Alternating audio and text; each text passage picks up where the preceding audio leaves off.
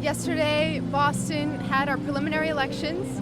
It was a historic candidate field with 5 candidates of color, 4 women of color serving in city government who shared ideas, who reached out to communities, and I am grateful and humbled to be one of the top 2 emerging from those results, to be able to continue into the final election.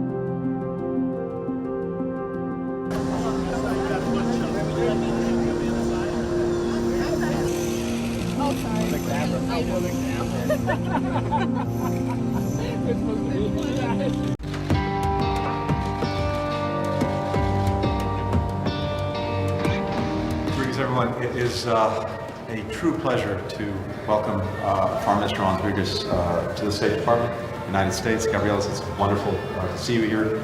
We've had the opportunity to see each other at NATO and talk on the phone numerous times, but it's particularly good to have you at the State Department in Washington. Lithuania and the United States are very strong partners in NATO. We stand together for collective defense and security. We stand against economic coercion, including that being exerted by China. And we stand strongly for democracy, including in Belarus, where we're very much working together. And I also want to say on a personal note that the Foreign Minister has been such a strong voice for democracy and human rights, not just in Lithuania, but around the world. And in that sense, it's also a particular pleasure to be with you and to work with you. So welcome.